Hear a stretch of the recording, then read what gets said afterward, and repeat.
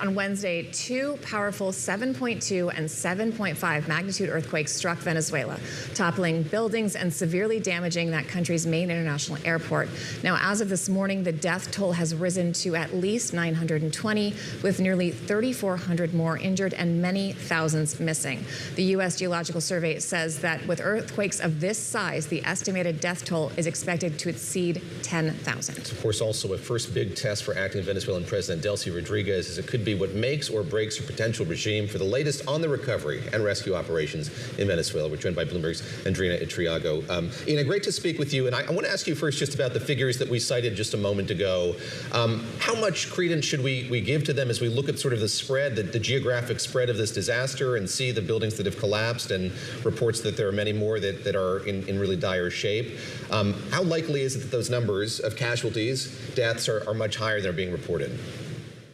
Yeah, there's a probability that they are way higher. The thing is that the international support arrived just between Thursday night and yesterday, so it wasn't until then that the rescue labor properly began.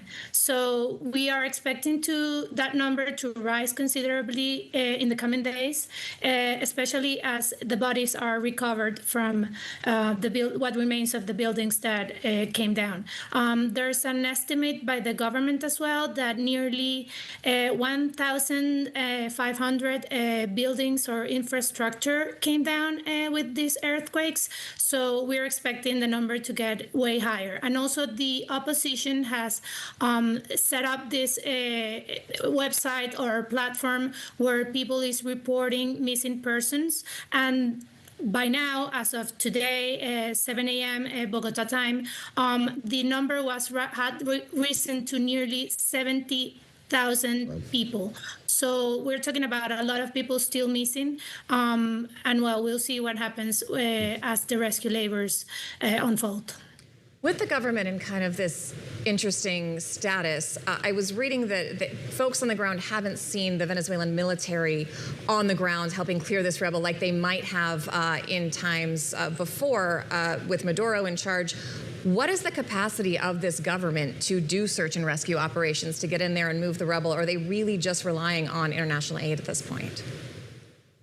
The capacity the government has is very low. Actually, like the Venezuelan opposition pointed this out yesterday in a statement, and what we saw in the first, I would say 48 hours after the earthquakes was that it was the people who were doing most of the things. Like people went to these disaster areas and they tried to start pulling others from what remained of the buildings. The capacity is very low, and yeah, they are relying very highly on this international support. What we were hearing from doctors especially is that this happened in a moment where Venezuela was already struggling or facing a deep humanitarian crisis. So yeah, this happens. The government has very low capacity to handle this. However, I must say that Venezuela government deployed troops in the La Guaira area, which was the state that was most affected.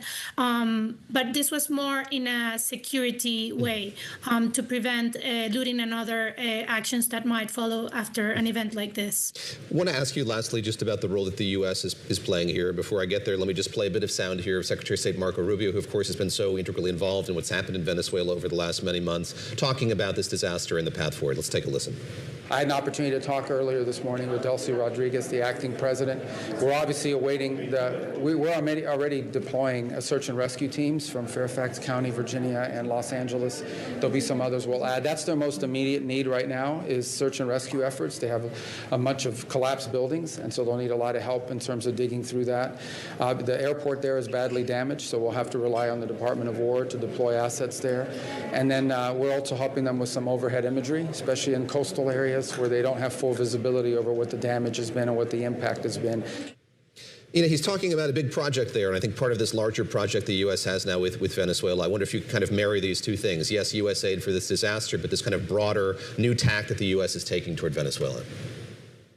Yeah, definitely. U.S. has been very involved in all of this. As Secretary of State said, they are sending 250 personnel to Venezuela right now.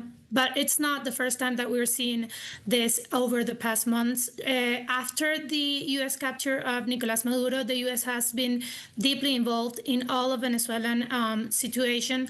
We've been seeing very top-rank officials from the U.S. Visiting Venezuela over the past months. It's a challenge for both the U.S. Trump administration and the Delcy Rodriguez interim government, this whole situation. And it's still to see, like, analysts are waiting to see how they both handle the situation, because I think it depends. What happens now will determine definitely what happens in the next months in Venezuela.